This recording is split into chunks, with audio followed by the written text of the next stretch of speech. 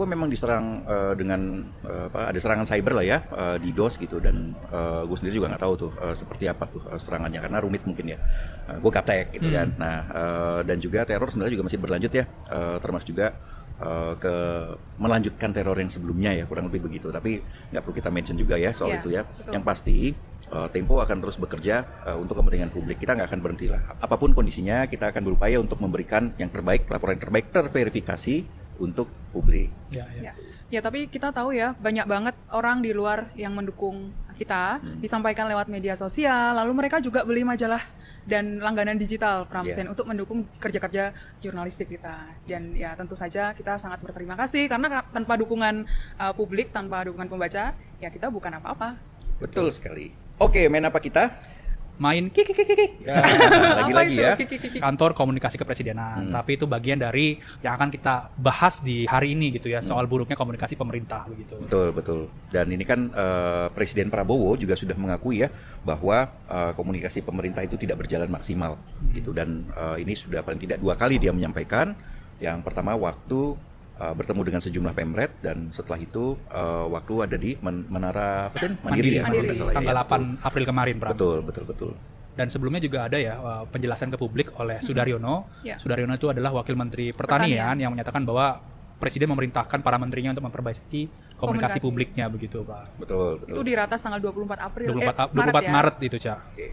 Tapi Pram, tadi kan lo sudah menyinggung soal pertemuan pemret ya, sudah ada 2 kali kan. Yang pertama itu banyak sekali pemret tanpa disiarkan atau tanpa untuk dipublikasi gitu kan. Yang kedua adalah ada 7 pemret yang mewawancarai Prabowo. Nah, banyak yang japri gue juga maupun di media sosial itu, kenapa Tempo tidak hadir atau apakah Tempo tidak diundang gitu, Bang? Ya, pertama ya, Tempo memang tidak diundang dalam acara itu gitu, dan Presiden memang berhak untuk mengundang siapapun gitu ya. Walaupun juga kemudian wajar kalau publik bertanya-tanya kenapa yang diundang hanya sebagian gitu. Buat kami kami sendiri tidak mempermasalahkan itu kok. Dan Tempo memang sudah berulang kali mengajukan permintaan wawancara kepada Presiden Prabowo ya, bahkan sebelum dia dilantik nih. Ya, bahkan dari Februari waktu ini capres, ya. Waktu masih capres statusnya gitu. Tapi sampai sekarang tidak mendapatkan persetujuan dari pihak Prabowo gitu. No problem. Yang penting kita terus berjalan saja gitu kan. Tapi Sen, ya, gue tahu lu punya ceritanya nih. Kenapa Prabowo sampai mengundang sejumlah pemret? Kok barang panas ke gue langsung ya? Udah pucet. Udah gue pucet, udah gue enak badan. Enggak pucet Jangan melebih-lebihkan, lu kayak apa aja tuh, kayak pejabat yang ono gitu. Nah, kemarin kan ada wawancara Prabowo nih 3,5 jam gitu. Nonton nggak kalian? Nonton dong. Gue bahkan baca juga gitu, bukan hanya nonton tapi baca. Di Mersapi begitu ya. Nah, jadi Prabowo kan mengundang sejumlah jurnalis senior gitu ya, ke rumahnya untuk mewawancarai dia begitu. Nah, gue tanya nih sama orang yang mengetahui lah ya soal kenapa sih hanya segitu aja pemret-pemret yang diundang gitu ya. Nah, nanti katanya konon akan digilir begitu. Nanti ada yang second batch gitu, atau istilahnya apa tuh yang di retreat gitu, Cak?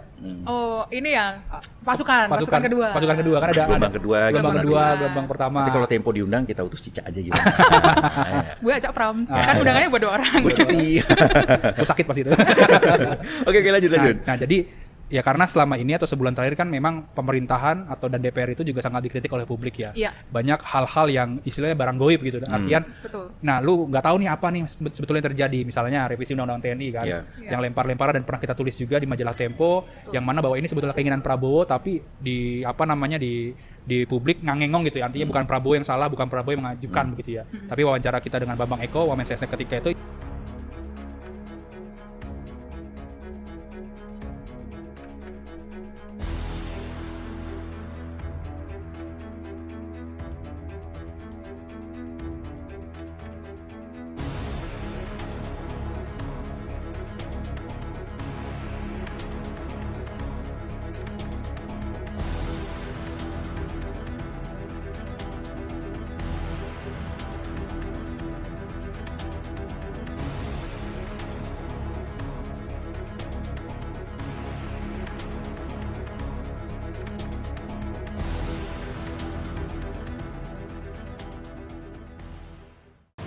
Oleh Jinping akan memberi mengevakuasi bantuan kesehatan untuk anak Palestina gitu.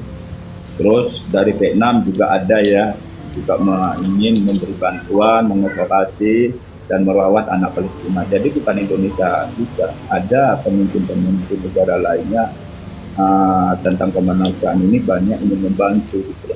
Justru yang lebih parah itu yang dikatakan Jinping, itu keras, jangan sampai korut ikut campur tangan masalah peperangan antara Israel dan Gaza.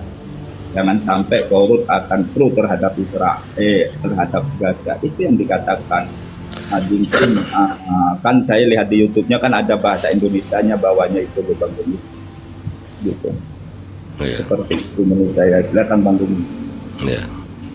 Jadi begitu ya teman-teman.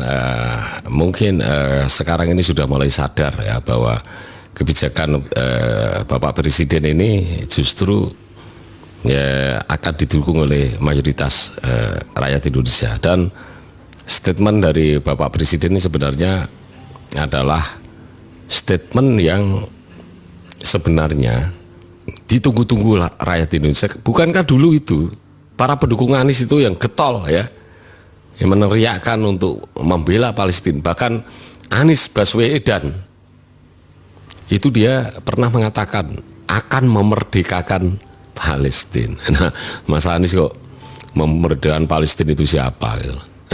Bisa dibayangkan kalau Mas Anies jadi presiden sekarang ini, apa enggak plong-aplong.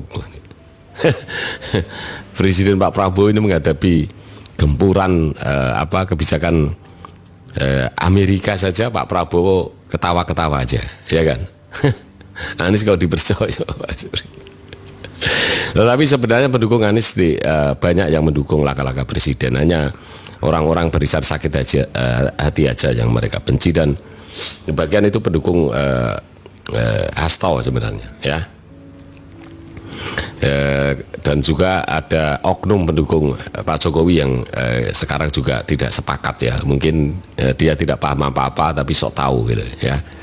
Ya, semoga rakyat Indonesia paham dengan apa yang dimaksud dengan kebijakan presiden ya. Yang jelas Presiden Prabowo punya hati yang yang tulus dan ikhlas untuk rakyat, dan kemudian sisi kemanusiaan untuk mengobati luka daripada korban perang itu adalah tindakan yang manusiawi, tindakan yang baik, dan Presiden Prabowo mewakili bangsa Indonesia ya. Karena siapapun presidennya pasti akan mendukung Palestina untuk merdeka, dan sesuai dengan amanat Undang-Undang Dasar 1945 juga kita sebagai bangsa harus ikut menertibkan perdamaian dunia, dan penjajahan di atas bumi harus dihapuskan, gitu ya. Peran aktif bangsa kita ini sifatnya wajib karena itu sesuai dengan pembukaan Undang-Undang Dasar 1945. Apalagi negara kita adalah negara yang beragama, ya mayoritas Muslim, ya tentu sisi kemanusiaan harus kita kedepankan. Kemudian ada yang bertanya, loh ini masih ada orang yang tidak mampu lah. Sekarang ini ada program pemerintah, ya bagi Anda kepingin berobat tidak punya kemampuan, urus itu KIS, ya nggak usah bayar itu, urus KIS, oke? Kemudian masih ada rakyat Indonesia yang belum berpendidikan secara maksimal, SD, SMP, SMA itu gratis. Bahkan sekarang Presiden berinisiatif untuk membangun sekolah gratis. Ya, sekolah gratis itu nanti ada mesnya, ya, semacam di pondok pesantren begitu, ya. Kemudian anak ini mulai sekolah SD, SMP, SMA di sana, ya tidak pulang. Ya, tujuannya agar supaya apa? Agar supaya bisa memutus rantai kemiskinan, dan itu hanya bisa dilakukan oleh seorang presiden namanya Prabowo Subianto ya. Dan juga anak-anak sekolah tetap nanti ya secara bertahap akan diberi makan bergizi gratis, gitu ya. Omong-omong nggak apa-apa sudah jadi presiden, yang jelas rakyat mendukung langkah-langkah presiden ya.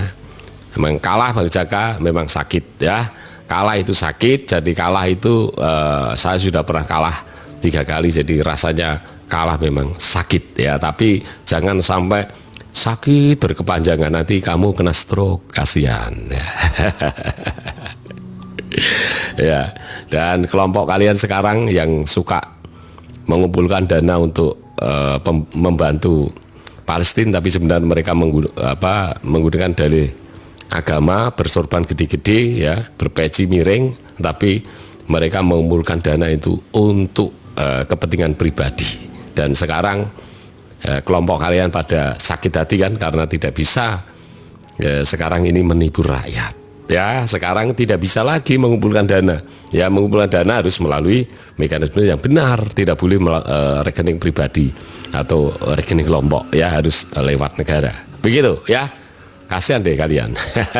Bang Arif, terima kasih. Bang Lampung, terima kasih. TikToker rakyat yang mana? Ternak jangan asal ngomong. Rakyat 58,58%, dan sekarang tingkat kepuasan Presiden Prabowo sekarang di angka 80,9%, ya. Kayak TikToker itu bagian dari 5% barisan sakit hati yang berfaham garis keras, yang tidak setuju dengan Pancasila, ya, dan banyak juga yang mereka ini menyerang presiden terus-menerus. Bahkan undang-undang TNI ditolak, itu adalah bagian dari orang-orang anak keturunan yang berideologikan, ya, komunis yang partainya sudah dilarang, gitu ya. Biar tambah panas aku. Terima kasih Bang Majapahit Brawijaya. Baik, agar supaya song dulu, oke, saya sepakat ini, tak turuti ya, tapi jangan kemana-mana. Ada Bang Setio, Mbak Setianingsih, terima kasih sudah bergabung bersama Bang Ibes. Kemudian kelihatan cinta tanah air, tapi statementnya, videonya ketika buka Komal itu dia terus menghujat pemerintah, menghujat presiden, mantan presiden, yang saya anggap ini sangat berbahaya, ya.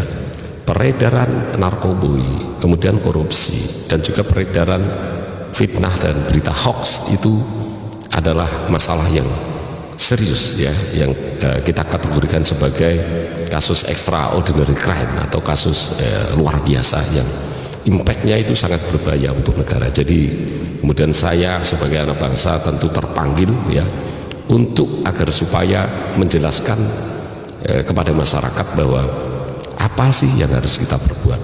Mari kita bersama-sama, kita cinta tanah air, kita bela negara, ya. Jikalau kemudian negara kita diganggu oleh orang-orang yang saya anggap sebagai agen proksi asing ini, jikalau tidak ada yang berinisiatif untuk membela negara, meluruskan berita-berita hoax, maka lambat laun orang-orang ini beranak pinak, kemudian mereka mempengaruhi pola pikir bangsa kita, ya. Mereka kepingin menguasai negara kita, kepingin menghancurkan persatuan dan kesatuan. Begitu Bang Majapahit Brawijaya, ya. Siapa Asri Lord Johan, ya, orang-orang yang menyebarkan berita hoax, ya, ya, orang-orang beraliran garis keras yang organisasinya sudah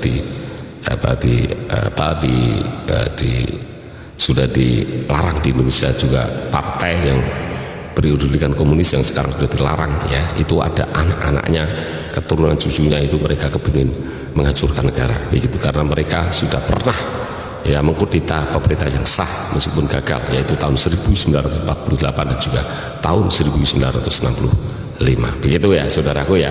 Nyanyi lagi berikut, ya. Terima kasih, ada Wong Jowo, ya, ada Bang Arif juga, terima kasih.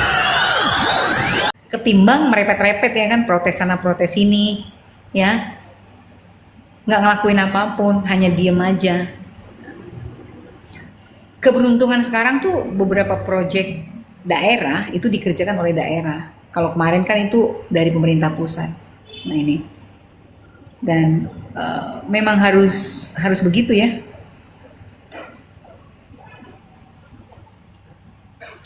Memang harusnya memang kita dipencet, ya, maksudnya pencet gini. Udah krisisnya krisis gitu loh. Indonesia harus mempercepat krisis, setelah itu baru recovery. Itu lebih nyaman gitu. Ya, sekarang kan kalau pabrik-pabrik kan banyak yang udah bubar. Ada kemarin saat seorang teman yang punya pabrik bilang, gila ya peraturan pemerintah, kok kami disuruh bayar THR bla bla bla bla bla.